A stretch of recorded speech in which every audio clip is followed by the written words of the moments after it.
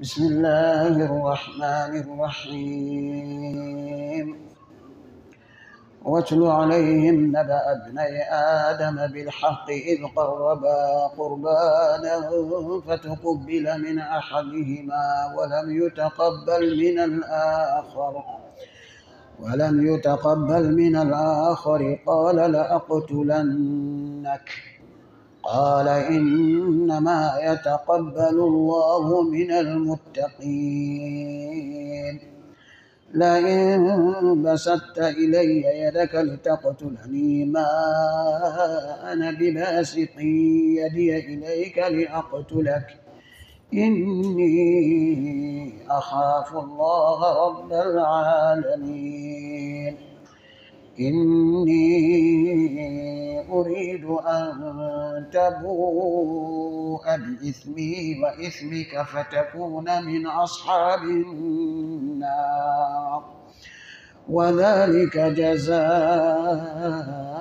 الظالمين فطوعت له نفسه قتل أخيه فقتله فأصبح من الخاسرين فبعث الله غرابا يبحث في الأرض ليريه كيف يواري سوءة أخيه قال يا ويلتى أعجزت أن أكون مثل هذا الغراب فأواري سوءة أخي فأصبح من النادمين من أجل ذلك كتبنا على بني إسرائيل أنه من قتل نفسا بغير نفس أو فساد في الأرض فكأنما قتل الناس جميعا ومن أحياها فكأنما أحيا الناس جميعا ولقد جاءتهم رسلنا بالبينات ثم إن كثيرا منهم بعد ذلك في الأرض لمسرفون إنما جزاء الذين يحاربون الله ورسوله ويسعون في الأرض فسادا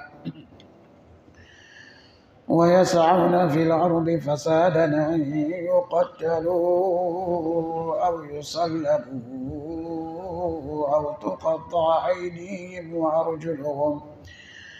أو تقطع أيديهم وأرجلهم من خلاف أو ينفوا من الأرض ذلك لهم خزي في الدنيا ولهم في الآخرة عذاب عظيم إلا الذين تابوا من قبل أن تقدروا عليهم فاعلموا أن الله غفور رحيم. الحمد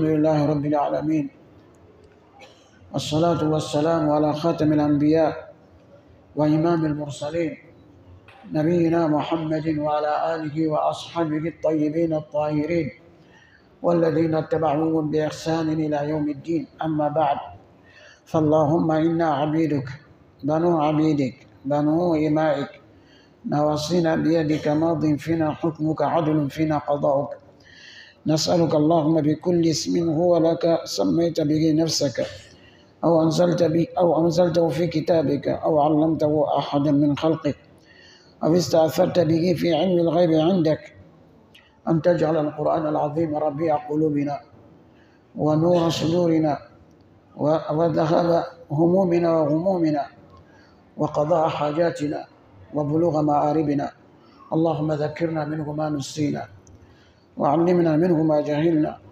وارزقنا حق تلاوته آناء الليل وأطراف النهار على الوجه الذي يرضيك عنا واجعله حجة لنا لا حجة علينا برحمتك يا أرحم الراحمين يا رب العالمين.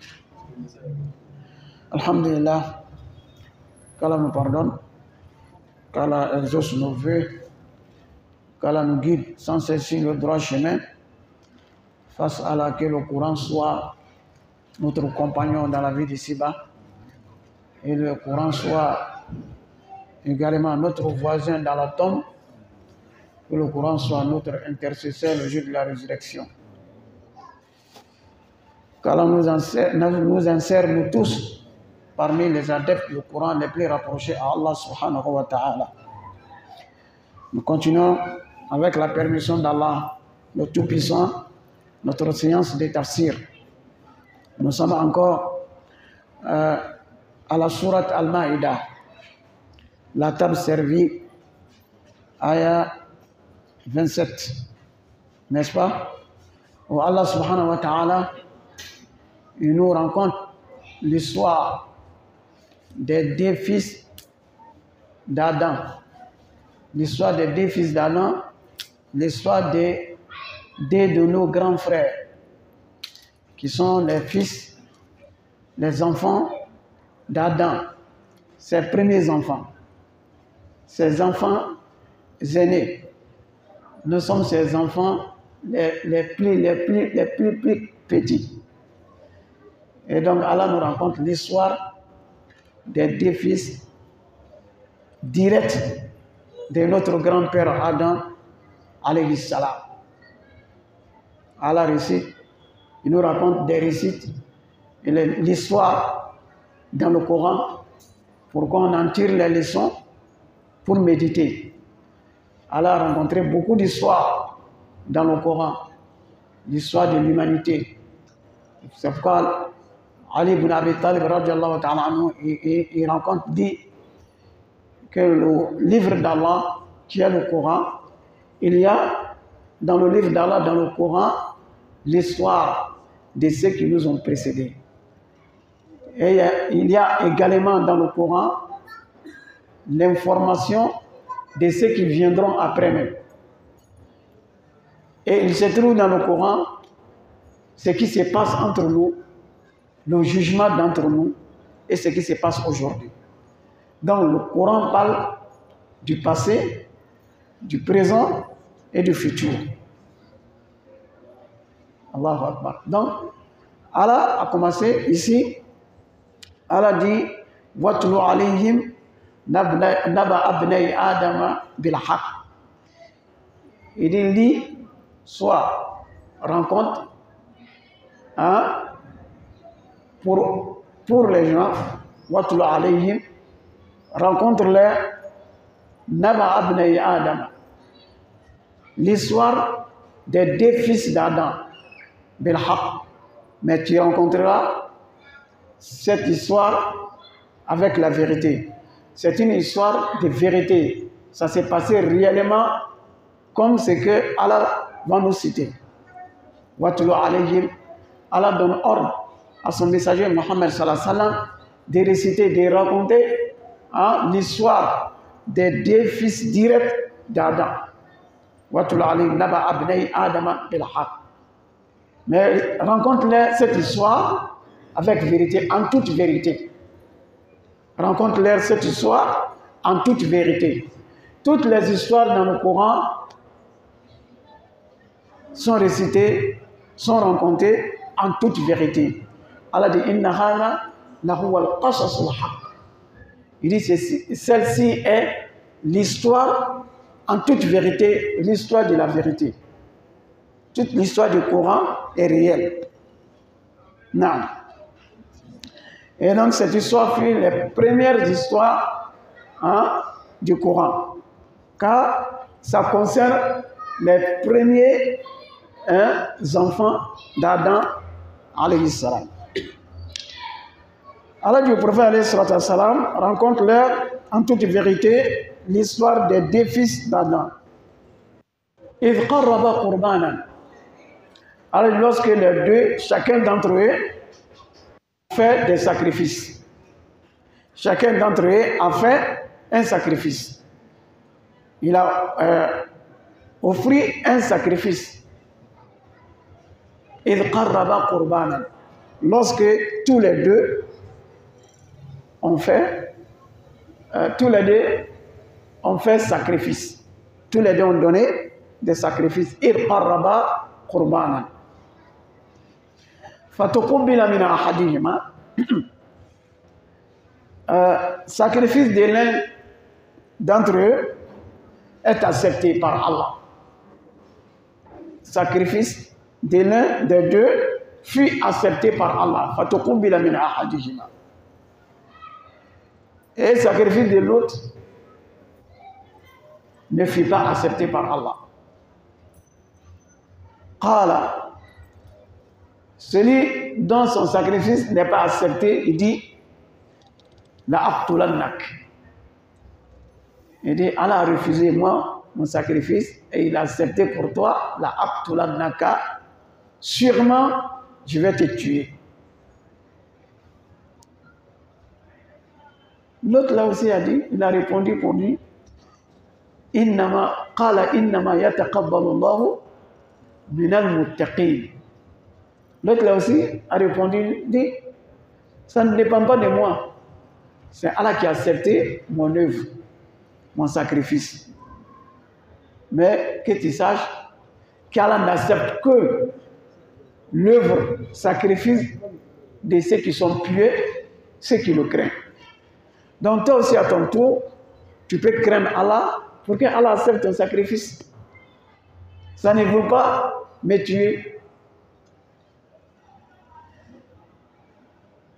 Le Coran donne l'histoire en global.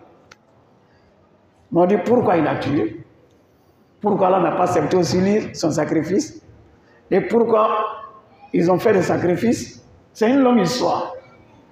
Mais le Coran donne l'histoire comme ça, en global, pour donner en un mot. Le Coran nous raconte l'histoire des 1000 ans, en un mot, en une phrase. En une phrase, le Coran nous donne l'histoire des 10 siècles. Le Coran donne l'histoire des 100 ans hein, en une phrase. Voici l'histoire. Les deux fils d'Adam, comme nous l'avons dit, ce sont ces deux fils directs. Adam, alayhi salam, notre grand-père, il fut premier l'homme créé par Allah. Et il fut premier l'homme habité sur la terre. Allah l'a créé à partir de la terre. Et Allah créa son épouse Hawa, notre mère, à partir de sa côte gauche. Et c'est les deux qui vivaient au paradis. Allah dit, donc, les deux ont habité le paradis. Ils vivaient au paradis, les deux. Ils n'avaient pas d'enfants. Ils vivaient au paradis là-bas. Parce qu'au paradis là, on ne fait pas d'enfants au paradis là-bas. Il n'y a pas de bruit d'enfants là-bas. Il n'y a pas de souci d'enfants au paradis, non. Donc, les deux ont vécu un certain temps au paradis. Allah les a éprouvés. Satan les a égarés. Satan les a trompés tous les deux. Ils ont désobéi à Allah subhanahu wa ta'ala. Hein? Ils ont mangé ce que Allah leur avait interdit. Donc Allah les a punis les deux pour les expulser du paradis et ils sont descendus à terre, sur la terre ici, pour vivre. C'est comme ça. Donc c'était leur destin. Il fallait ça. Donc les deux sont descendus sur la terre pour vivre, pour reprendre la vie sur la terre.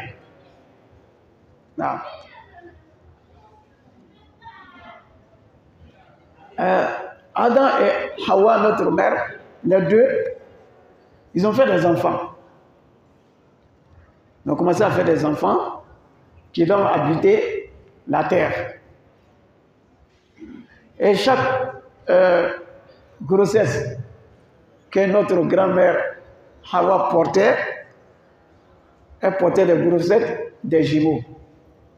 Chaque grossesse était des jumeaux. Jumeaux, un garçon et une fille. C'était comme ça. Un garçon, une fille. Un garçon, une fille. Dans chaque grossesse. Donc c'est comme ça, les enfants ont évolué sur la terre à côté de leurs parents, nos grands-parents, Adam et Hawa alayhi salam. C'est pour reproduire la race humaine sur la terre. La terre est vaste. La terre est vaste. Il faut reproduire la race humaine pour occuper, pour habiter la terre. Donc, il faisait des enfants comme ça, des jumeaux. Chaque grossesse, un garçon et une fille.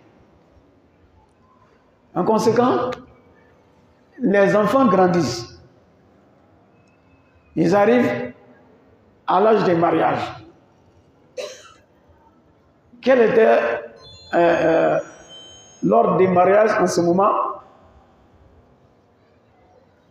Les deux jumeaux, on ne peut pas se marier, on ne peut pas marier deux jumeaux. Ce n'est pas possible. Donc, qu'est-ce qu'ils faisaient? C'était l'ordre d'Allah, c'était la loi des mariages en ce moment. Comme lui, il ne peut pas marier sa sœur, qui est sa jumelle là, donc, les premiers enfants, le garçon qui est né premier avec sa sœur là, et le deuxième garçon qui est né après, le deuxième garçon épouse la première fille. Et le premier garçon épouse la deuxième fille. C'est-à-dire l'autre épouse la sœur de l'autre. C'était comme ça la loi du mariage. Il fallait ça, sinon comment la race humaine allait se reproduire. Mais aujourd'hui, cela est interdit. C'est pas comme ça. On ne peut pas marier sa sœur aujourd'hui. On ne peut pas marier sa sœur. Mais avant, c'était comme ça. Non. L'histoire de ces deux enfants-là, c'est que les deux s'appelaient, il y a un qui s'appelait Habil et l'autre s'appelait Qabil. Habil ou Qabil. Qabil, lui, sa sœur jumelle là, était très belle. Mais lui ne pouvait pas l'épouser. Habil, sa sœur jumelle, n'était pas aussi belle. Donc l'autre l'a dit non, si ça, on va changer la loi. À chacun sa sœur. Il dit, moi je ne peux pas te donner ma sœur la plus belle, la plus ta sœur n'est même pas belle. Moi non. Je ne le ferai pas. Le père Adam a intervenu. Il dit non, c'est la loi d'Allah. C'est comme ça. On va appliquer la loi d'Allah. C'est ça. Il faut ça. Ils disent non. Chacun garde sa sœur. Bon. Adam alayhi salam, il a dit, on va juger entre vous deux, on va demander à Allah de trancher entre vous. Si c'est possible, on verra. Il a demandé à chacun d'entre eux de faire un sacrifice. Donc celui dont Allah va accepter son sacrifice, c'est celui qui aura raison et c'est celui qui va marier la fille la plus belle. Les deux ont fait des sacrifices. Habil a fait pour lui, Qabil aussi a fait pour lui. À l'époque, quand on fait sacrifice, on donne quelque chose comme sacrifice à Allah subhanahu wa ta'ala, personne ne consomme. On ne mange pas. Personne ne consomme, personne ne prend ça. Si on a donné à Allah, on va déposer quelque part. Sur une montagne, on va déposer là-bas. Si tu as fait ce sacrifice, tu vas déposer là-bas. L'autre ici, il a fait, il va déposer quelque part. On ne donne pas à quelqu'un. On a donné à Dieu, on a donné à Allah. Personne n'a le droit de prendre, de récupérer. Quand il dépose, Allah aussi ne mange pas. Allah n'a pas besoin de ça.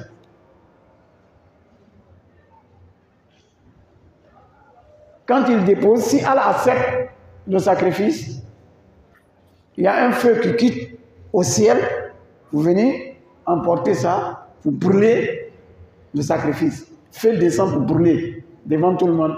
Là, on sait que, alhamdulillah, Allah a accepté mon sacrifice. Mais si le feu ne descend pas pour brûler, c'est resté là jusqu'à c'est pourri, c'est parti avec le vent, ça veut dire que Allah n'a pas accepté. Il faut reprendre, il faut donner encore d'autres.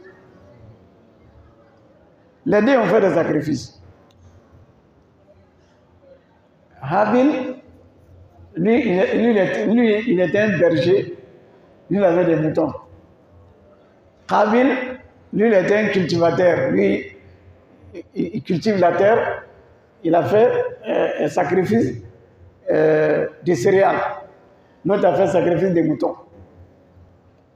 Et le feu est descendu pour prendre. Hein? Le vent est descendu pour prendre sacrifice des moutons là, pour envoyer au ciel. Et pour l'autre est resté à terre, c'est parti avec le vent. Ça veut dire que Allah n'a pas accepté. L'autre est tombé jaloux de l'autre. Il a eu la haine de l'autre. Non seulement il n'a pas raison, deuxièmement, Allah a montré que l'autre est mieux que lui. Ça fait deux. Et ce n'est pas lui qui va épouser la plus belle. La loi d'Allah sera appliquée. La charia d'Allah. Donc, c'est Habil qui avait raison. Et donc, c'est lui qui va épouser la sœur de Qabil, qui était plus belle que la sœur de Habil, que Qabil devait épouser. Qabil, il a dit à Habil, la aqtulannak. Sûrement, je vais te tuer. Tu ne vas jamais marier ma soeur. Je vais te tuer. L'autre là aussi a dit, innama yataqabbalu Allahu minal muttaqin. Il n'a pas répondu pour dire que moi aussi je vais te tuer. Non. Il dit, innama yataqabbalu Allah. Tu es jaloux de moi parce que Allah a accepté mon sacrifice. Ça ne dépend pas de moi. Toi aussi, tu peux craindre Allah pour que Allah accepte ton sacrifice. Mais toi, tu n'as pas craint Allah. Innama yataqabbalu Allahu minal muttaqin. Allah n'accepte que sacrifice de ceux qui craignent. Ceux qui le craignent, ceux qui sont purs. Donc quand on fait un sacrifice avec la crainte d'Allah, avec la piété, c'est ce sacrifice-là qui sera accepté même aujourd'hui.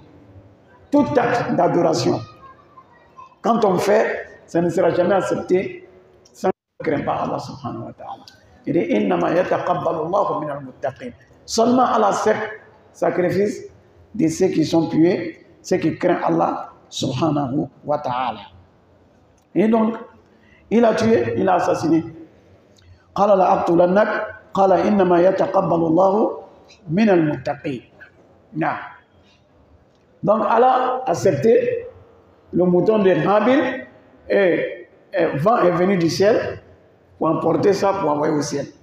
Et pour lui rester à terre. Allah n'a pas accepté. Les savants disent que le mouton, le bélier que Habil a donné à Allah comme sacrifice, c'est un joli bélier. Depuis bélier est né, Habil, il a aimé bélier là. De sorte qu'il portait bélier là, comme petit mouton là. Il portait ça comme un bébé. Partout, il était sur son cou. Les bergers, vous les pelles, vous comprenez mieux ça. Voilà, quand il va, donc lui il prend, il met dans son gars, il est content de ça. Donc c'est resté avec lui comme ça. Chaque fois, il a le petit mouton là, il met sur son cou et il fait. Ça veut dire qu'il l'aimait beaucoup. Il avait une affection envers ce mouton là. Il a aimé. Plus que tous les brebis ou les bovins qu'il avait. Il a aimé ça. Quand Allah dit, son père leur dit que Allah vous demande de faire des sacrifices, qu'est-ce que lui il a donné? Il avait beaucoup de moutons. Mais qu'est-ce qu'il a donné? Ce qu'il a aimé plus que tous les moutons. Le bélier qu'il a aimé que tous ces moutons-là, c'est ça qu'il a pris pour donner à Allah subhanahu wa ta'ala. Ça c'est la crainte, ça dépend de la crainte d'Allah. C'est qu'on donne à Allah. Tu peux donner ce que tu as, ton argent, ce que tu aimes là. Ce qui est pour toi, tu peux donner comme sacrifice. Mais le meilleur de tes biens, hein? Si tu prends ça pour donner à Allah, c'est une preuve de ta piété. Donc c'est ce qu'il a fait. Ce qu'on doit donner à Allah, c'est le meilleur de ce qu'on a, qu'on donne à Dieu, à Allah subhanahu wa ta'ala. Donc lui, son mouton qu'il a aimé depuis que le mouton était petit, quand il est devenu bélier, il aimait toujours. Donc c'est ça qu'il a donné à Allah. Fils sabilillah. Allahu Akbar. Ça dépend de la piété. Donc aujourd'hui, si toi tu veux qu'Allah accepte ton sacrifice là, donne ce que toi-même tu aimes. Et les gens, quand on dit de donner à Allah, lui, regarde ce qu'il n'aime pas, ce qu'il n'a pas besoin là. C'est ce qu'il prend pour donner. Mais ce que toi-même tu aimes, et tu as besoin de ça, tu laisses ton amour, ton affection, tu aimes l'argent, c'est ce que tu prends, tu donnes à Allah là. C'est ça le meilleur de tes sacrifices. Tu donnes à Allah ce qui coûte cher. Tu donnes à Allah ce que tu aimes. Et c'est ce que Habil il a fait. Mais Qabil, qu'est-ce que lui il a fait? Lui, ces récoltes-là, il a vu ces bien là. Il les a rassemblés ensemble. Lui, il est énervé il y a longtemps. Hein? Lui, il est énervé. Lui-même, il est énervé.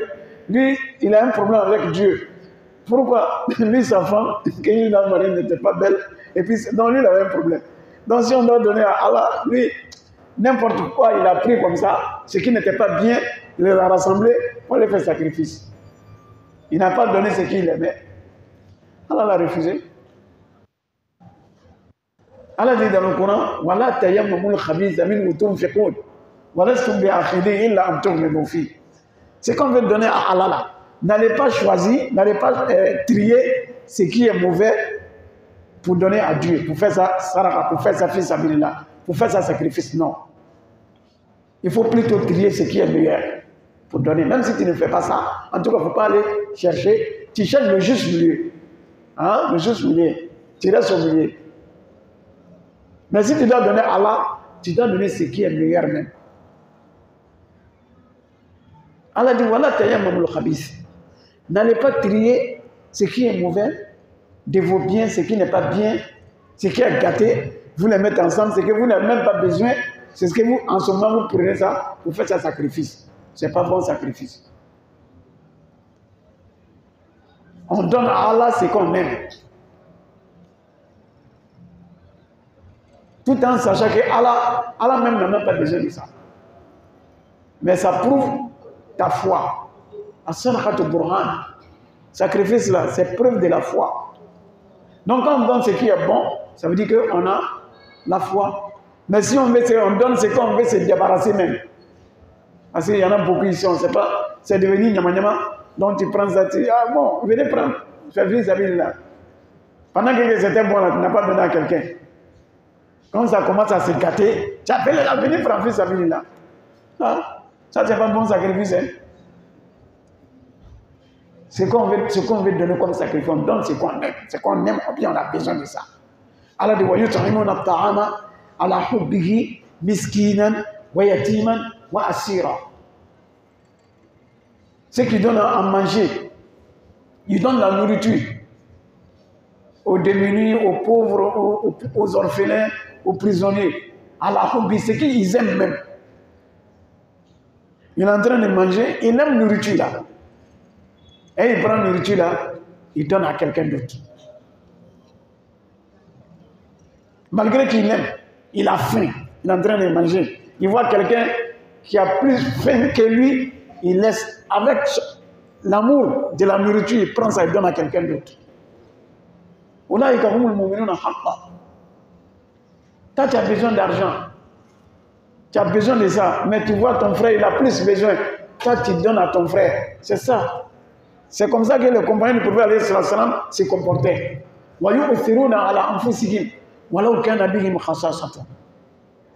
Il préfère les autres. Il préfère son frère, il lui donne son argent. Il privilège les autres. Ça, c'est pas obligatoire, hein? Mais ça, c'est un degré. Hein? C'est une dimension de la foi. C'est un degré de la foi. C'est un niveau de la foi. Que les compagnons du prophète ont atteint. Et Habil, c'est ce niveau-là que lui aussi il avait. Il a donné ce qu'il aimait. Mais Qabil, il a donné comme ça. Ce qu'il n'aimait même pas, mais il a donné. Donc Allah n'a pas accepté. Inna Allah tayyibun la yaqbalu illa tayyiban. Allah, il est pur, il est saint, il n'accepte pas que ce qui est pur et saint. Quand tu veux faire sacrifice, il faut faire sacrifice d'un bien acquis qui est halal. Hein? Qui est licite, ton argent propre là, ton argent halal, sans doute là. C'est ça que tu prends pour donner sacrifice. Sinon, les biens de détournement, tu voles l'argent pour faire sacrifice, tu te fous d'Allah quoi. Hein? Tu pratiques l'usure et puis tu prends intérêt là pour faire mosquée, pour partir à la Mecque. Toi, tu te fous de Dieu quoi. C'est qu'Allah t'a interdit de faire. Toi, tu vas faire ça et puis prends l'argent, tu veux faire mosquée avec ça, tu veux aller à la Mecque avec ça, tu veux faire acte de charité avec ça. Allah n'accepte pas. Ça, c'est une foutaise. Ce qu'on veut donner à Allah, on donne ce qui est pur, ce qui est licite. Donc, celui qui craint Allah, là, il donne ce qui est pur, ce qui est pour lui, ce qui est licite. Afin qu'Allah accepte. Non. Et l'autre, il a fait le contraire. C'est pourquoi Allah a refusé pour lui. Allah dit, l'autre dit, Innama yataqabbalu Allahu minal muttaqin. Allah n'accepte que l'œuvre de ceux qui craignent Allah. Ici, on ne sait pas, on est en train de faire ce qu'on peut faire. On fait des sacrifices, on fait des actes d'adoration, on accomplit la salade, on fait le jeûne, on fait tout ce qu'Allah nous recommande de faire à la mesure de nos possibilités. Mais est-ce qu'on sait Allah accepter ou pas? Nul ne sait. Donc, crains Allah pour que Allah accepte tes œuvres. Celui qui ne craint même pas Allah, il ne peut même pas faire bonne œuvre. Même s'il le fait, il ne le fait pas convenablement. Il ne fait pas comme il faut. Il ne va pas prendre soin de ça. Celui qui vient prier comme ça, pour s'en débarrasser, est-il pareil avec celui qui prend soin de sa prière? Ils ne sont pas les mêmes. Celui qui vient faire la salade, il s'en fout. Habit qu'on porte pour faire salade là, est-ce que c'est bon? Est-ce qu'on peut prier avec? Ce n'est pas son problème. Lui vient faire salade. C'est l'heure, c'est pas dans l'heure, c'est pas son problème. L'heure arrivée, l'heure n'est pas arrivée, lui, c'est pas son problème. Lui veut s'en débarrasser. Et c'est lui là, il craint Dieu. Mais celui qui craint Allah, même s'il doit rester, attendre longtemps pour prier à l'heure là, il va faire ça. Mais celui qui ne craint pas Allah, on va prier, on va partir à la maison. Voilà. Donc lui, il prend soin de tout sauf sa prière. Il a passé toute la journée au il n'est pas pressé pour partir. Mais il n'a pas le temps pour attendre la prière avant de prier pour partir. Non, non, on va prier rapidement et puis on s'en va. Pourquoi? Va à la maison là-bas, il faut aller là-bas. Là-bas on peut prier, mais il faut prier à l'heure. Là même tu es en train de faire la salade, tu sais qu'il n'est pas l'heure. On t'a dit que l'heure, mais Inch'Allah, ce n'est pas arrivé. Ah, les autres font, on fait. Et c'est lui qui craint Allah. Donc, pour que Allah accepte tes œuvres là, il faut que tu crains Allah en accomplissant tes œuvres. Il faut que tu crains Allah. Si tu ne crains pas Allah, tu ne vas pas bien faire. Alors, si ce n'est pas bien fait, alors aussi, il ne va pas accepter. Non. C'est pourquoi il y a un savant, un pieux, il disait comme ça. Il dit, c'est lui, il avait su qu'Allah a accepté une de ses œuvres que sera meilleure pour lui. Plus que tout ce que la terre contient. Si nous pouvions savoir qu'Allah a accepté une de ses œuvres seulement. Si cela est le cas, c'est que ça veut dire que lui, il est parmi les pieux. Donc si tu es parmi les pieux, là, c'est bon pour toi, que tu vives, que tu meurs, c'est bon pour toi. Qu'Allah nous accorde la piété. Et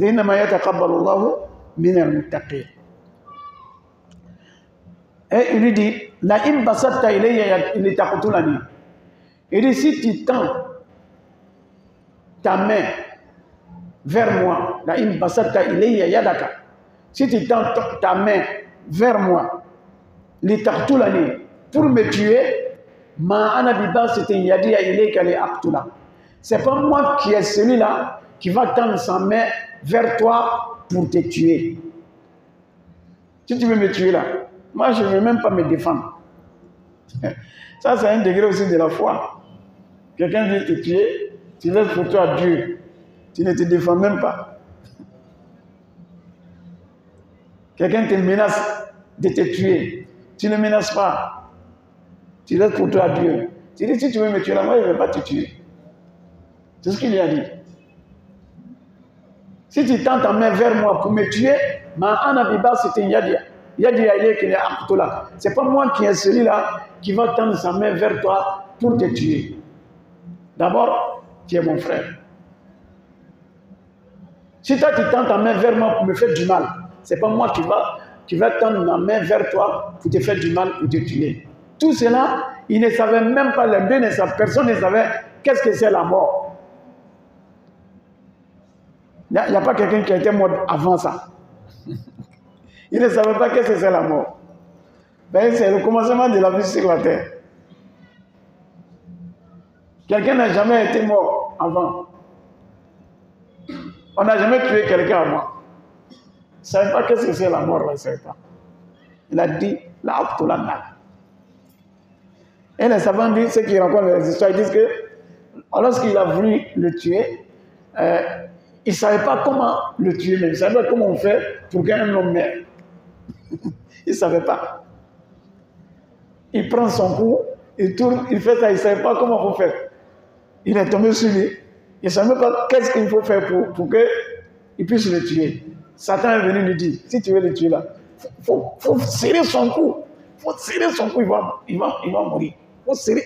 Donc c'est Satan qui est venu lui montrer comment il faut faire pour que son frère soit mort. Sinon lui-même, il ne savait même pas comment on tue quelqu'un. Si tu veux me tuer, moi je ne sais pas comment on tue quelqu'un.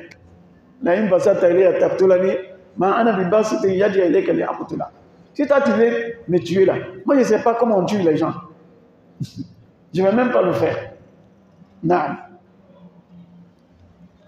Inni akhafullah rabbal alamin. Car moi je crains Allah, Seigneur des mondes. Parce que la tuerie est interdite.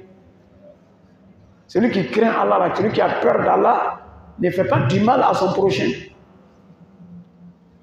Mais dans la vie, tout ce qu'on peut faire à son prochain, plus mal que la tuerie, là, ça n'existe pas. Quand on tue quelqu'un, c'est le plus haut degré du mal. On peut tout faire à quelqu'un, mais après la mort, on ne peut rien faire encore. C'est ça, non? Voilà. Donc ça, c'est le plafond, hein, la limite du mal sur la terre.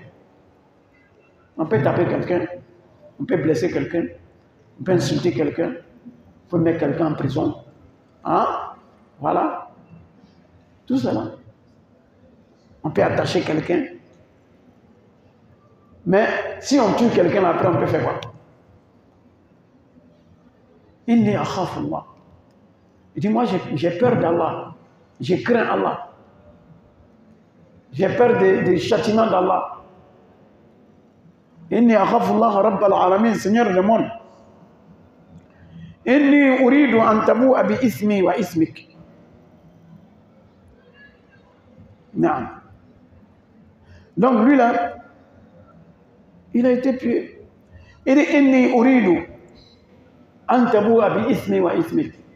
Moi, je veux que toi, tu te retrouves avec tous mes péchés et tous tes péchés. Car si tu tues quelqu'un là, tu en charges tous ses péchés. Tuer quelqu'un là, il n'y a pas de péché plus grave que ça en dehors du shirk de l'associationnisme. C'est le deuxième grand péché du monde. Après l'associationnisme, c'est la tuerie, le meurtre, qui est le plus grand péché. Mais ici, il dit, Inni akhafullah rabbal alamin. Inni uridu an tabu'a bi ismi.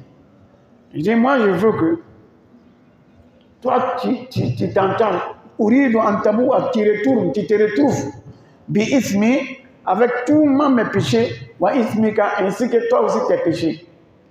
Tu vas emporter tes péchés et mes péchés. Parce que quand on tue quelqu'un, on en charge de tous ses péchés. Fatakuna min ashabin nar. En conséquent, tu seras parmi les habitants de l'enfer, du feu de l'enfer. Wa dhalika jaza'u zalimin.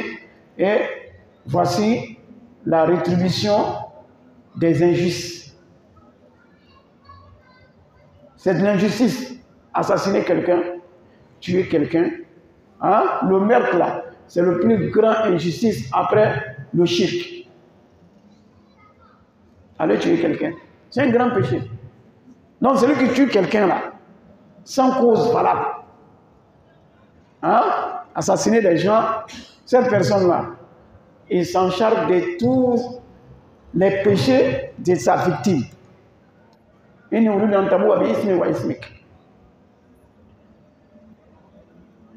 Il y a des péchés là, quand tu fais là, c'est difficile de s'en sortir le jour de la résurrection. Toi-même, tes péchés sont là. Et puis il y a le péché de l'autre que tu l'as assassiné. Tous ces péchés. Lui ne va même pas rendre compte. Le jour de la résurrection, celui qui a été assassiné là, le jour de la résurrection, celui qui l'a assassiné, il va se promener derrière lui, en attrapant sa tête de sa main. Il est derrière lui partout. Pourquoi tu m'as tué? Pourquoi tu m'as tué? C'est comme ça derrière lui partout, le jour de la résurrection. Jusqu'à ce qu'Allah tranche entre les deux. Donc il s'en charge de tous ses péchés. C'est grave. Hein?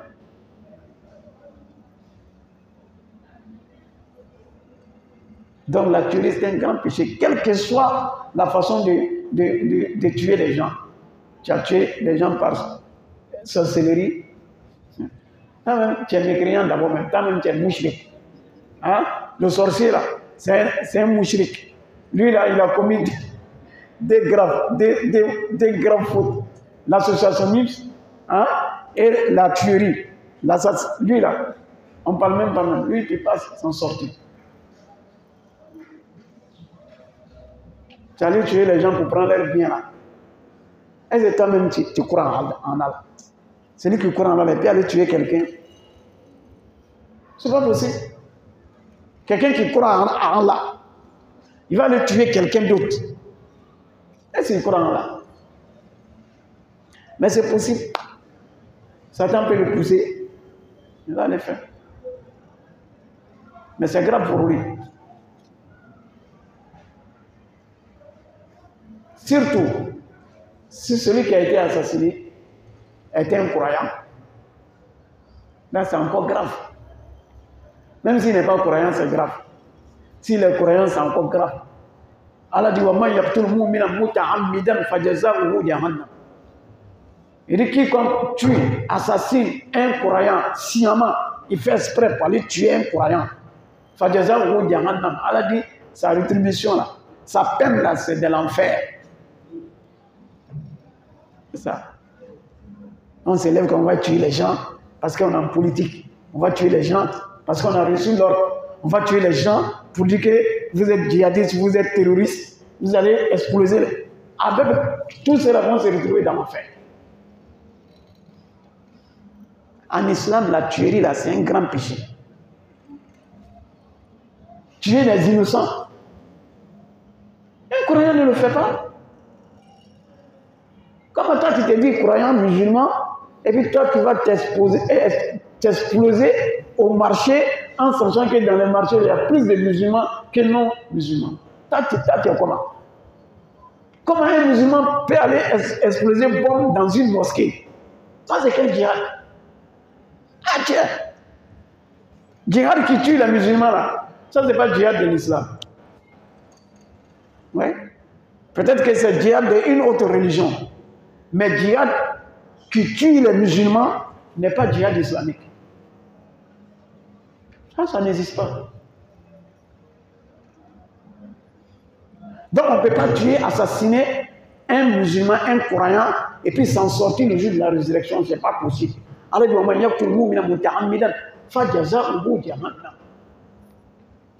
خالدا فيها وغضب الله عليه ولعنه وأعد له عذابا عظيما. Faut tout faire. On va tuer quelqu'un. Là où on tue les gens, il ne faut pas aller là-bas.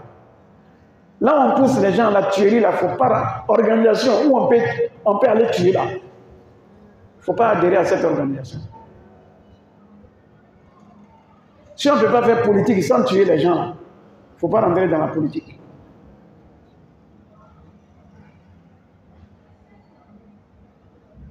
Que ce soit clair. Si on va te tuer, tu vas te donner tu vas tuer les gens à cause des politiques. Ou bien des gens vont te tuer à cause des politiques. Tous les deux là, vous sortez perdants. Mais ce n'est pas à cause de Dieu. Ce n'est même pas à cause d'Allah. Si ça arrive à la tuerie là, il faut te retirer. Le prophète Sassam, il a dit, s'il y a un état de troupes, hein, de fitna, de troupes, de guerre, de tueries entre les gens là, il dit reste à la maison. Ferme ta porte sur toi. Il ne faut pas participer. Il faut te chercher.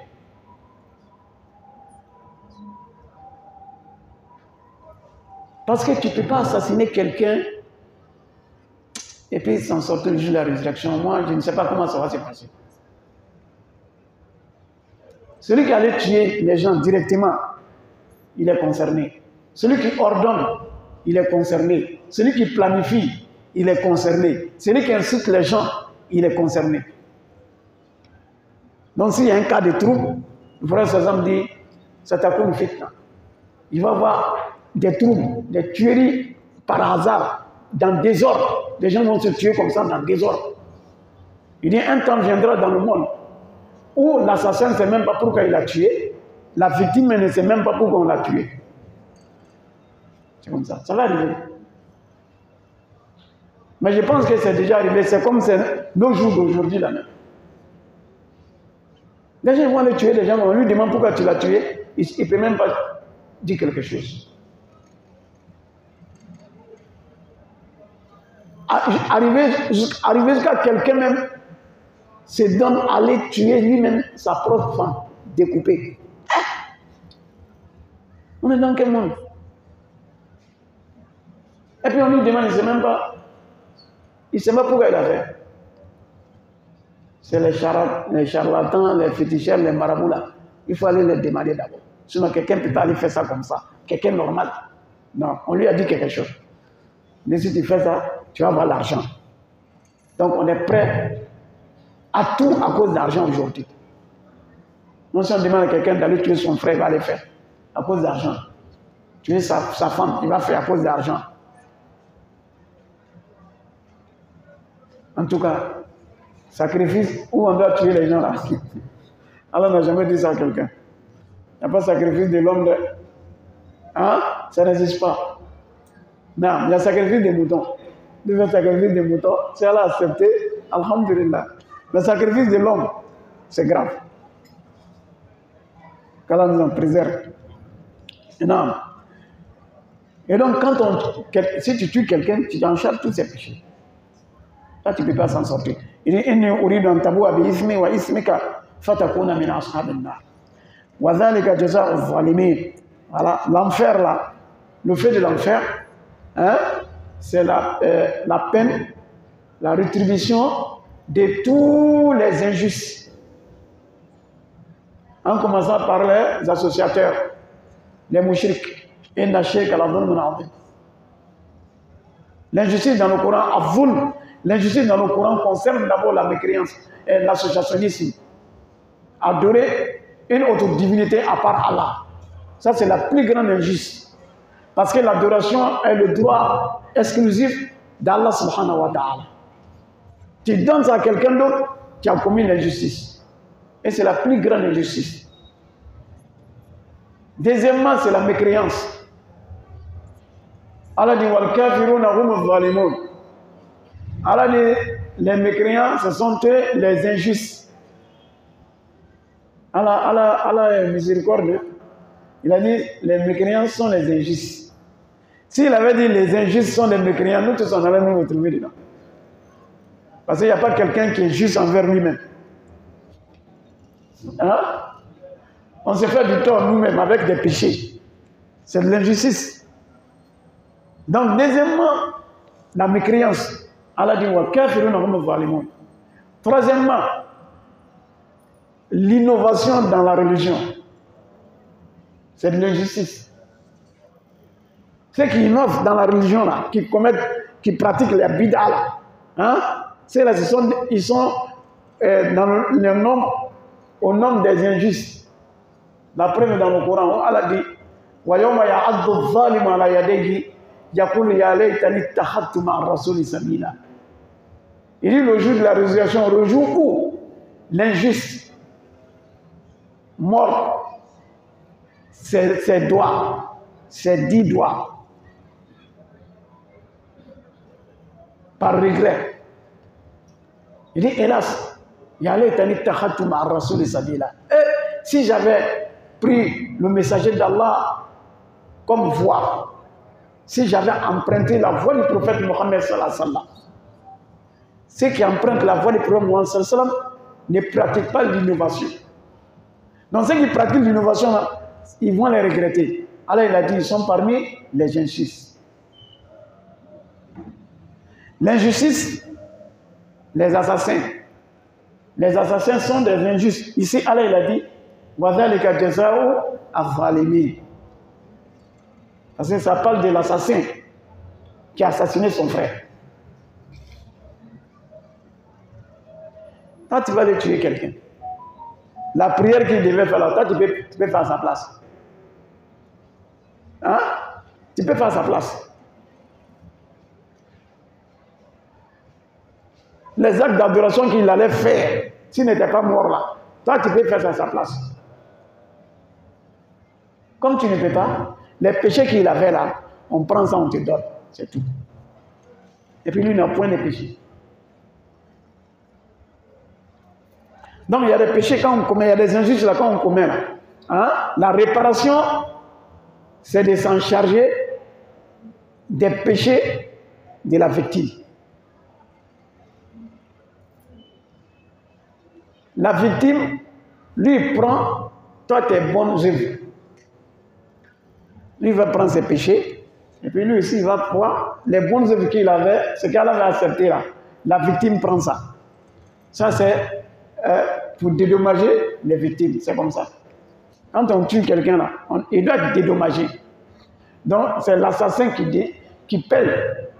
Les dédommagements là, c'est l'assassin qui paye. Donc ceux qui ont assassiné les gens ici, tué les gens ici là, c'est leur salaire là qu'on devait mettre ensemble pour dédommager les victimes. Mais c'est pas ça, on prend ça pour garder et puis on leur donne. Ça va encourager les autres à aller à tuer encore. Tous ceux qui étaient assassinés, les victimes là, les tueurs là, les auteurs là, les coupables là, c'est leur salaire, on met ensemble, on met ensemble pour dédommager les victimes.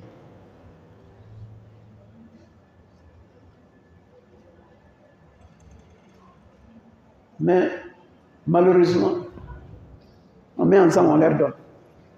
Maintenant, les victimes là, qui va les dédommager? Allah va les dédommager le jour de la résurrection. Ils vont prendre tout, ils vont s'en charger de tous les péchés.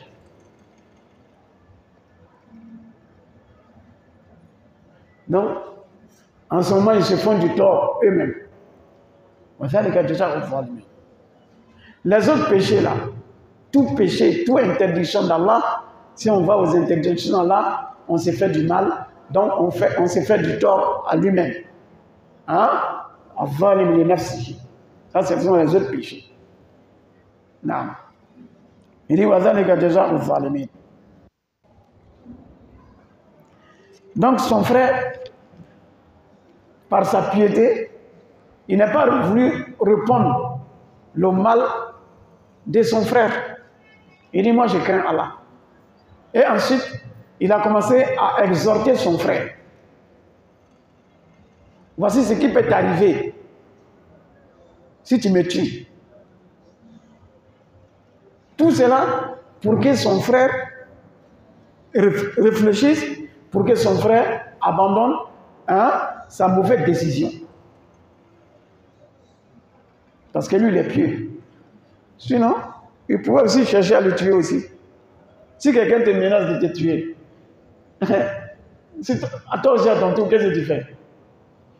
Toi, tu as toujours menacé tant que lui vit. Mais il dit non, il ne veut même pas répondre à son mal. Mais il a commencé à l'exhorter, hein, à lui parler avec douceur, pour qu'il réfléchisse. Pour ne pas que son âme le pousse à faire du mal. Non. Donc quand on est pieux, c'est comme ça. Quand on accorde la piété. Après tout cela, toutes ces bonnes paroles-là, son âme qui insiste au mal, hein? Son âme l'a incité, l'a encouragé à assassiner son frère.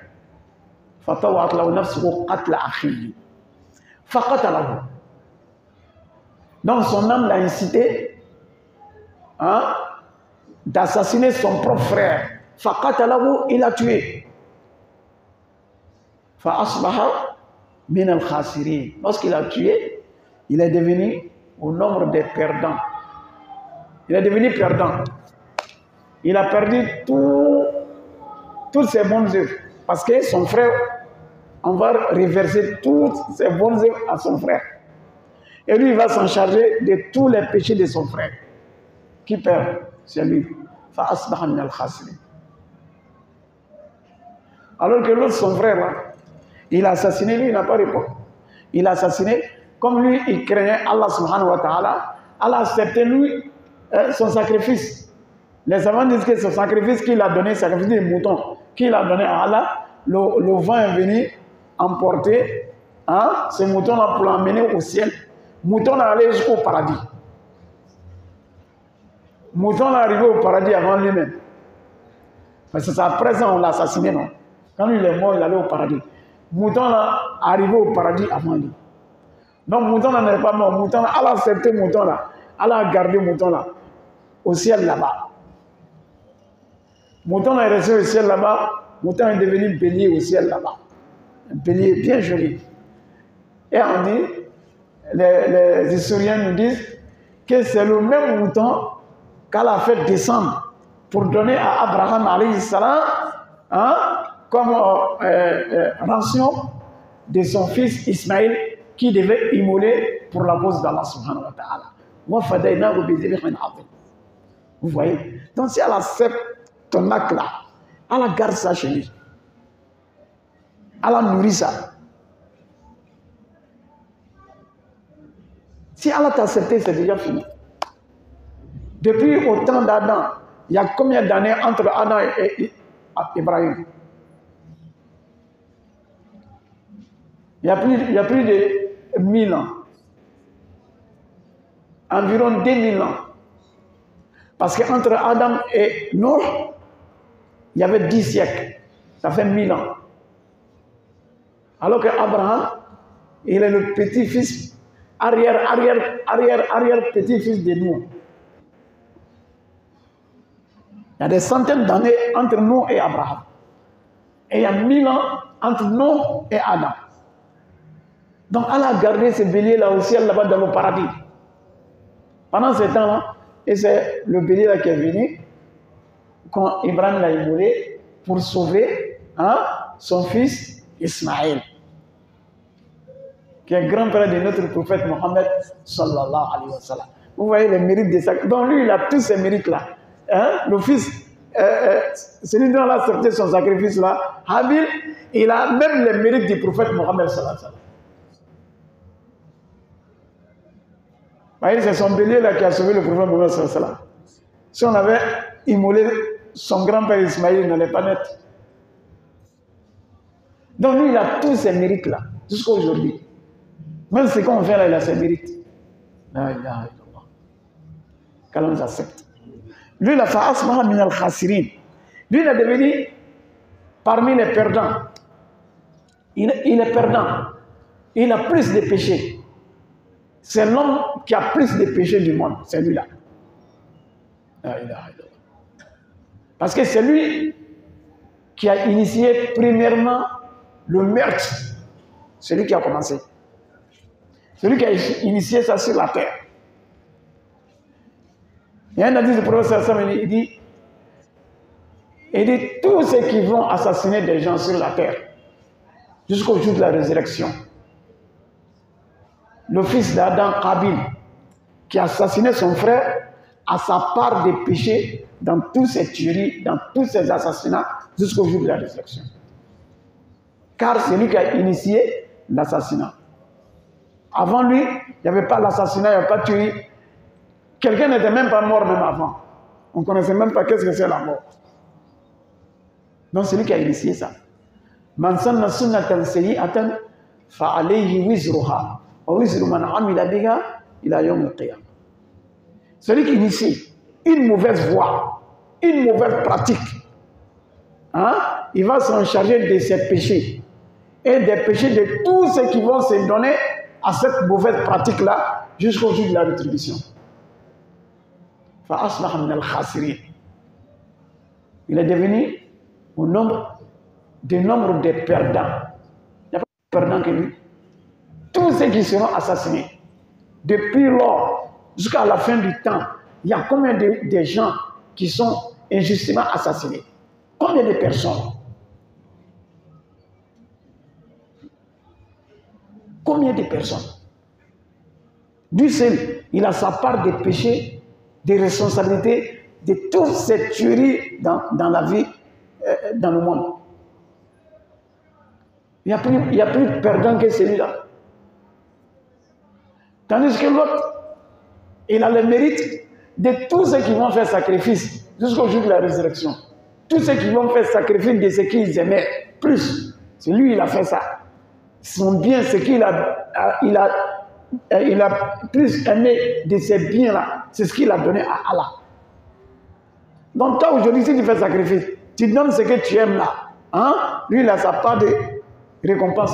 Il a sa part de mérite dedans. Parce qu'il était pieux. Car on nous accorde la piété.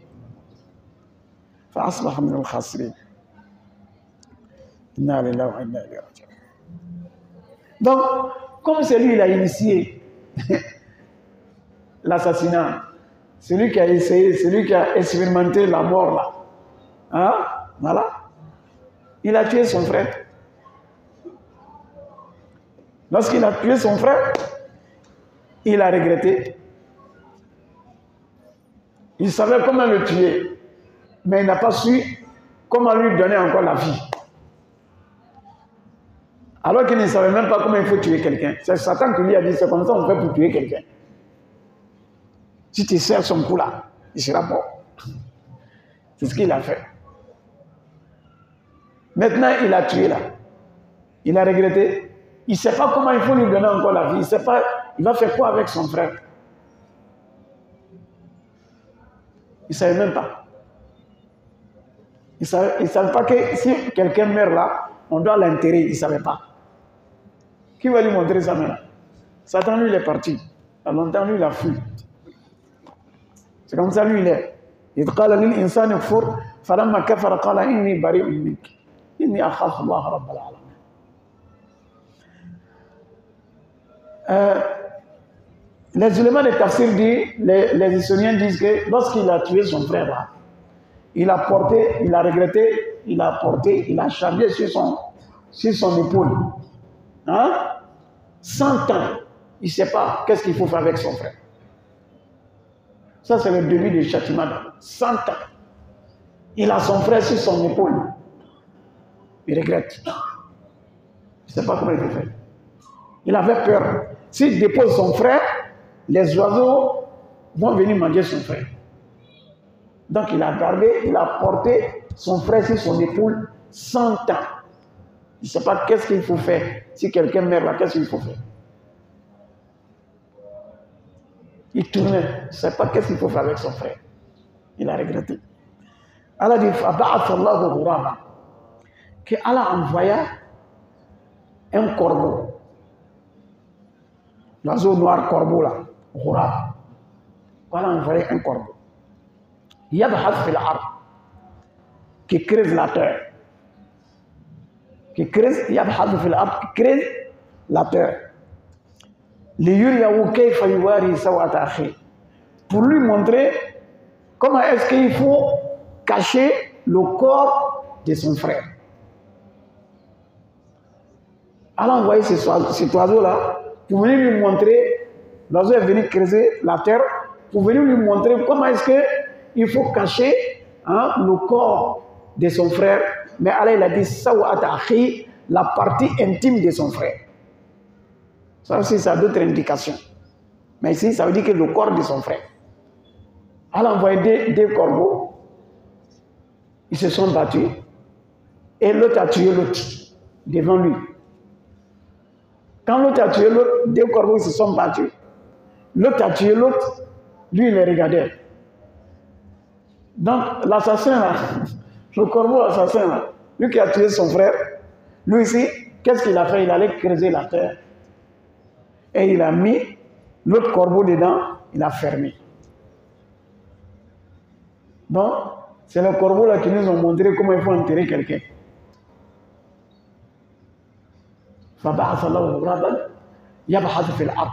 Il creuse la terre, pour nous montrer comment il peut cacher le corps de son frère. Mais ici, Allah il a dit, sawa en arabe, ce qui n'est pas joli à voir. C'est ce qu'on appelle sawa. Sawa en arabe, ce qui n'est pas joli à voir.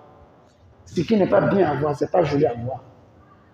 La partie intime d'un homme ou d'une femme, est-ce que c'est joli à voir? Si les gens ne sont pas devenus aujourd'hui des sauvages, est-ce qu'on peut présenter ça? Sa partie intime, est-ce qu'on peut présenter ça?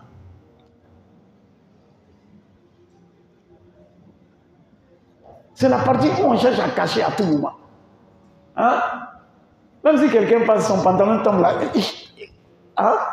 une femme marche, sa panne veut sortir, c'est la partie où tout le monde cherche à cacher. Même si on a pris quelqu'un, le déshabillé, avec ses mains là, il va protéger sa partie intime. Même avec ses deux mains, il va chercher à protéger sa partie intime. Il va tout faire pour ne pas qu'on voit sa partie intime. Ce qui n'est pas joli à voir.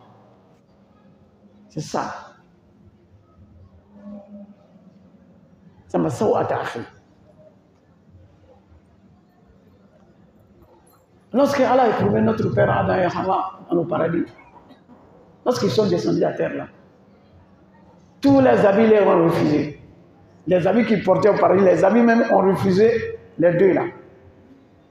Parce qu'ils ont désobéi à Allah.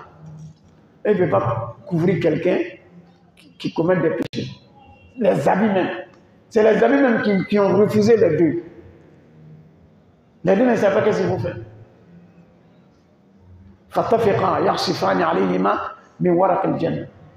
Ils ont cherché à prendre des feuilles, à chercher les feuilles au paradis pour fermer, pour couvrir les parties intimes. Ça en arabe, ça veut dire quelque chose, la partie qui n'est pas jolie à voir. Mais pourquoi Allah il a dit ici sawa akhi? Il dit la partie qui n'est pas jolie à voir. Il a dit son corps, c'est-à-dire le corps de son frère là. C'est la partie qui n'était pas jolie à voir. Effectivement, c'est ça. Quand quelqu'un meurt là, c'est pas joli à voir. Est-ce que c'est joli à voir? C'est pas joli à voir. Donc, on ne doit pas garder un corps humain comme ça. On ne garde pas. Vous allez garder pour faire quoi? C'est pas joli à voir. On doit le fermer. On doit le couvrir. Si quelqu'un meurt, on doit le couvrir. Parce que ce n'est pas bon de voir le corps d'un humain comme ça, jeté à terre. Tout le monde passe, on dirait comme c'est un chien. Non, non, non, c'est pas bon. Même si c'est le corps d'un mécréant. Même si c'est le corps d'un voleur. Il allait voler, on a volé. On a mis brique sur sa tête là, on a cassé sa tête, on a crasé sa tête. Il est mort là. Il est mort, il n'est plus voleur. C'est un homme maintenant. Couvrez-le. C'est pas bon de le jeter comme ça à terre. C'est pas bon. Allah a toujours respecté l'homme humain, Allah est toujours respecté humain. On doit l'enterrer. Si quelqu'un meurt là, on doit l'enterrer obligatoirement. Ça, c'est la nature humaine. Donc, si ça reste comme ça à terre, ou bien garde le corps, hein, ça, c'est pas la pratique humaine. Quelqu'un, s'il est mort là, il n'est pas joli à voir. Surtout si c'est un mécréant. Il devient vilain. Si tu vois maintenant, même tu as peur. Même si c'est un musulman, si il meurt là, il y en a, il meurt là, quand tu vois, quand on le voit, c'est comme il est en train de sourire. Il y a des gens comme ça. Mais un corps là, c'est pas joli à voir. Donc si quelqu'un meurt là, on doit le couvrir. Avant toute chose, on ferme ses yeux et on le couvre. On ne doit pas exposer le corps. Comme ça, chacun vient, il regarde. Chacun vient, il regarde. Il y en a qui couvrent dans le vide, chacun il regarde. Pourquoi? C'est pas joli à voir.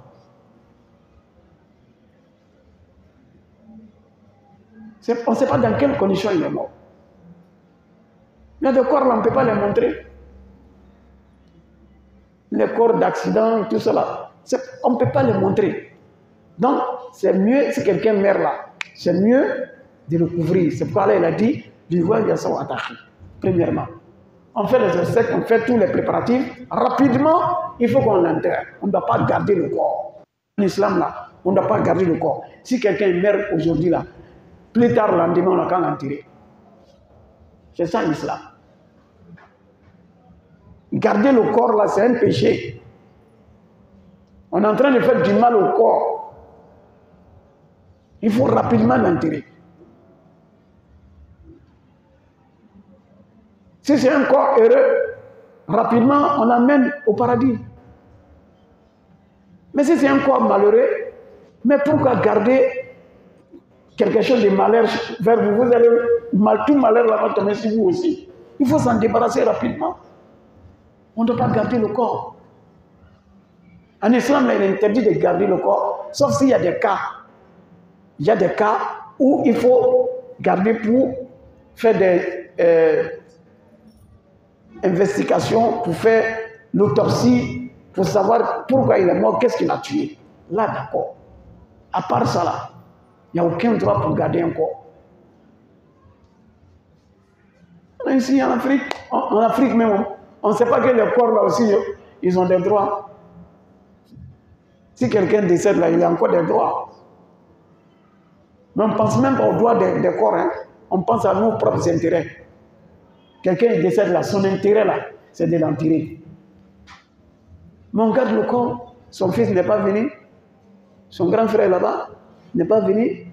Lui, il appelle. Attendez-moi. Lui, il est quelque part là-bas. Le vieux est tombé malade. Il n'est pas venu. C'est quand il meurt maintenant, sans lui vient.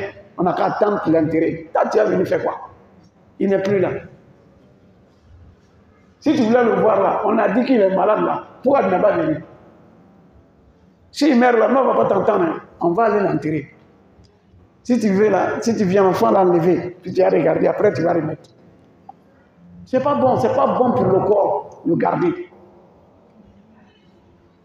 Et c'est pas joli à voir. Donc c'est pourquoi là, il a dit, donc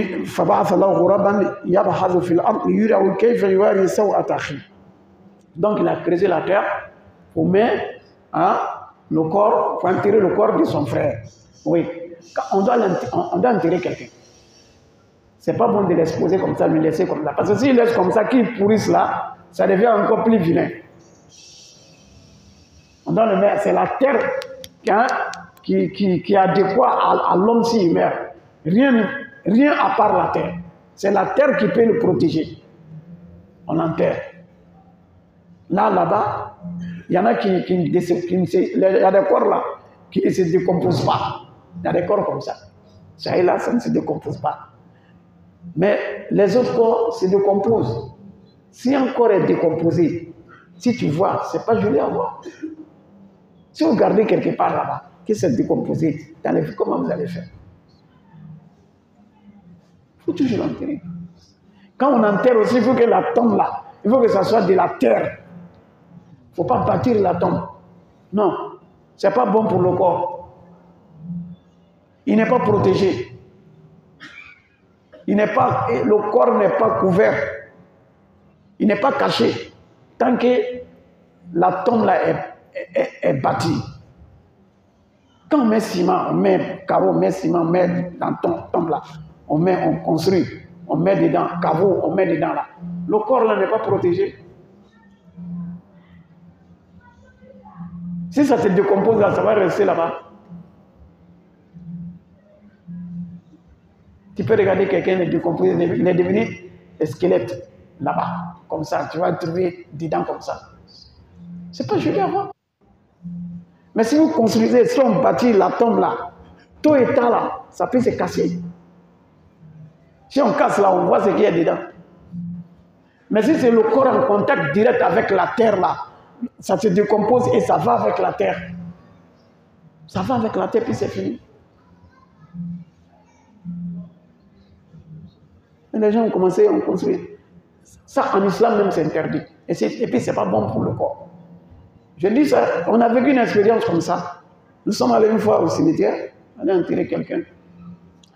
Qu'Allah fasse miséricorde à tous nos défunts, on a dépassé une tombe où c'était construit, où il y avait dalle dessus, ils ont construit bien, et puis ils ont mis la personne dedans. C'était cassé. C'est cassé même, ça sort, on regarde ce qu'il y a dedans. Celui qui est dedans, on voyait le corps là. Mais c'était décomposé, c'est mauvais. Et puis c'est dangereux aussi pour la santé. C'est dangereux aussi pour l'hygiène, pour la santé publique. C'est cassé, on voit tout le monde passer et regarde dedans là-bas. Moi aussi, par curiosité, j'étais allé regarder dedans. On peut pour se mériter. Mais c'était grave. Sûrement, ce n'était pas un corps musulman. Parce que la tombe a été bâtie, les musulmans ne construisent pas les tombes. Et ça, c'est vrai. Aujourd'hui, on fait la même chose comme les autres là. Hein? C'était décompensé. On ne sait pas si c'était une femme ou un homme. Mais on a su que c'était une femme. Comment? Parce que tout son corps était décomposé, mais sa tête là, mèche là n'est pas décomposée, mèche là était là. Si sa crâne, la mèche là était toujours collée sur sa crâne. C'est là on a su que c'était une femme. On ne peut pas dire aussi qu'elle n'était pas musulmane, on ne peut pas savoir, parce que les femmes musulmanes aujourd'hui portent des mèches. Qui tu meurs avec mèche, ça va rester sur ta tête jusqu'au jour de la résurrection. On nous a rencontré une fois qu'une femme, elle est décédée, elle avait une mèche. Celle qui la lavait là, elles ont tout fait pour défaire mèche là, elles n'ont pas pu. Elles n'ont pas pu. Elles ont tout fait pour enlever mèche là, elles n'ont pas pu. Elles ont envoyé une lame pour venir couper ça, c'est pas possible. Elles ont tout fait, elles n'ont pas pu. Elle dit, vous fatiguez, envoyez. Elle va se lever avec ça le jour de la résurrection, c'est grave. Donc ce qu'Allah dit là, c'est ce qui est bon pour nous tous. Allah il a dit, فطوعت له نفسه قتل أخيه فقتله فأصبح من الخاسرين فبعث له غرابا يبحث في الأرض ليريه كيف يواري سوءة أخيه. Lorsqu'il a vu les deux oiseaux, l'autre a assassiné l'autre, et puis il a enterré, il a creusé la terre, il a mis dedans pour fermer. C'est comme ça qu'on va enterrer les hommes. C'est ça. Il faut que le corps soit en contact direct avec la terre. C'est ce qui est meilleur, c'est ce qui est bon, c'est ce qui est mieux pour le corps. C'est mieux pour les morts et c'est mieux aussi pour les vivants. On dit aujourd'hui, les cimetières d'Abidjan sont remplis, partout c'est rempli. On va commencer, il n'y a pas de place. L'Union civile, il n'y a plus de place. Hein? Il y a plus, tout est rempli. Il n'y a plus de place. Il y a place. Il y a des corps qui ont occupé des places là, illégalement. On a commencé à bâtir des tombes. Entre deux tombes là, on pouvait mettre quelqu'un là-bas. On peut mettre une personne, on peut mettre un corps là-bas. Mais l'autre, il a fait, lui, il a fait mur, lui, il a fait mur. Au milieu là, s'il n'y avait pas les murs là, il allait avoir encore plus de place. Entre les deux tombes qui sont bâties là, au milieu là, on peut mettre quelqu'un là. Mais ils ont déjà construit. Il y en a même, ils font pour eux, ils mettent chaises, ils placent tout ça. Tout ça. On ne doit pas permettre ça. T'as la partie là, c'est la partie là qui est pour toi. Et ils viennent faire, ils construisent, ils mettent des briques, ils placent tout. Il y en a maintenant, ils commencent à placer des chaises. Voilà, si viens s'asseoir là-bas. Mais ce n'est pas ta place, ici là. Ce n'est pas ta place, il faut attendre. Quand tu vas mourir là, c'est là où on va te mettre. Il ne faut pas aller t'asseoir là-bas. C'est là-bas que tu vas aller te coucher. De quel droit tu vas aller placer chaise au cimetière? Il ne faut pas placer chaise là-bas. On ne s'assoit pas là-bas. Là-bas, on couche, on se couche. On ne s'assoit pas là-bas. Au cimetière, là, ce n'est pas plat pour s'asseoir. Il n'y a pas plat pour s'asseoir. Soit tu es debout ou tu es couché. Ah. Si tu es debout, tu as envoyé quelqu'un qui est couché. Voilà. Si toi tu es couché, les ceux qui sont debout, les vont te déposer et puis se retournent.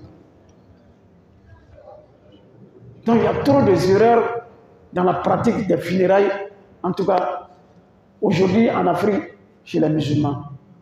Tout est gâté. Les défunts, il y a des défunts qui nous font pitié, wallah. On fait tout sauf ce qui est meilleur, ce qui est mieux pour le corps. On les retarde, hein? On les filme. Alors, quand on est en train de faire, il y en a qui ont une caméra pour filmer. C'est pas joli à voir. Toi, tu filmes pour aller faire quoi? Après cela, on met des ciments, des tonnes, des briques sur le corps. On le met à terre et puis on vient construire sur lui. Poids de bâtiment, là, ça est sur lui. Après tout cela, on vient dire que la terre soit légère sur lui. Et c'est ça, tu sais ce que tu dis. Quand tu allais construire sur quelqu'un, et puis tu dis que la terre soit légère sur lui. Ça, c'est quelle mentalité, ça?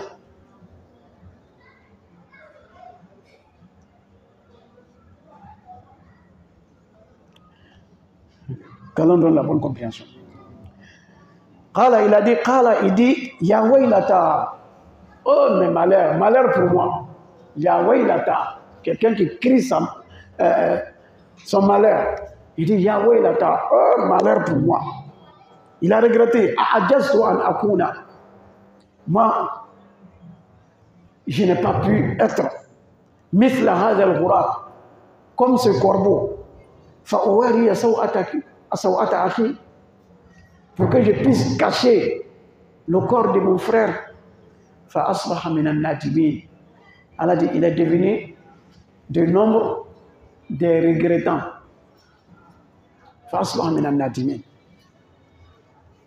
Il a regretté tout ce qu'il a fait. Parce qu'on ne peut pas tuer quelqu'un sans le regretter, ce n'est pas possible. Ça, ce n'est même pas possible. On ne peut pas tuer quelqu'un injustement sans le regretter. Wallah, dans ta vie, tu vas regretter avant de mourir. Regardez l'histoire de tous les assassins du monde. Ils sont devenus comment? Ils sont terminés comment? Dans l'humiliation. C'est comme ça. Quand on tue quelqu'un, on va le regretter. Ça, c'est sûr, c'est comme ça. La première personne qui a tué son frère, il a regretté. Donc, c'est une tradition maintenant. Tous ceux qui tuent, ils vont le regretter. Wallah. Tu ne peux pas aller assassiner des gens et puis ne pas les regretter. C'est pas possible. Il va les regretter dans la vie d'ici-bas et dans l'au-delà. Il va les regretter. Et là, c'est grave. Il va commencer sa peine ici dans la vie d'ici-bas. Tu ne seras jamais tranquille dans ta vie si tu allais assassiner quelqu'un. Et puis il faut t'attendre ton tour. Tu seras assassiné aussi. Tout assassin sera assassiné. Il faut s'attendre à ça. Ça, c'est le commencement des regrets dans la vie d'ici-bas. Et l'au-delà, c'est grave. Quand on en préserve. Donc, ça va dire qu'il va prendre tous ses péchés. Il y en a qui disent que l'assassin, sa victime, le jour de la résurrection, sa victime, l'assassin peut être quelqu'un, il peut être musulman, il peut être quelqu'un qui avait des bonnes œuvres, il avait des mérites, il avait des récompenses. Et on dit sa victime là, Allah lui montre toutes ces récompenses-là, Allah propose sa présence à sa victime de prendre ce qu'il veut dedans et de laisser ce qu'il veut. Il va prendre tout ce qu'il veut. S'il reste quelque chose, l'assassin va prendre sa partie. S'il ne reste rien, il est foutu. Il va laisser quelque chose, il ne va rien laisser même. Parce que lui-même, il a besoin de ça. Hein? Ça, c'est le jugement de l'assassin et sa victime. Et il y a un autre péché aussi qui est pareil. L'adultère. Celui qui va commettre l'adultère avec une femme mariée. C'est ça, non? Voilà.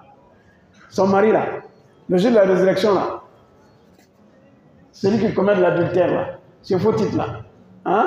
Le jour de la résurrection, on va montrer la femme, le mari de la femme avec laquelle il a commis l'adultère, là. On va envoyer son mari. Voici celui-là qui a commis l'adultère avec ta femme. Voici ses mérites. Voici toutes ses récompenses. Il faut prendre ce que tu veux. Il va laisser quelque chose. J'ai un oncle, lui, il a dit, si c'est le cas là. Il dit même, le récipient des paradis, là, des mérites, là, il va tout prendre. Il ne va rien laisser, mais il va prendre tout, partir avec. Ce n'est pas possible. Qu'Allah nous en préserve. En tout cas, qu'Allah préserve tout le monde de ces grands péchés, de l'adultère, la fornication, l'assassinat, la tuerie. En tout cas, qu'Allah nous en préserve. Nous tous, de tous les grands péchés, qu'Allah nous pardonne les autres péchés. Wa sallallahu alayhi wa sallam. Wallahu ta'ala alam. Assalamu alaikum.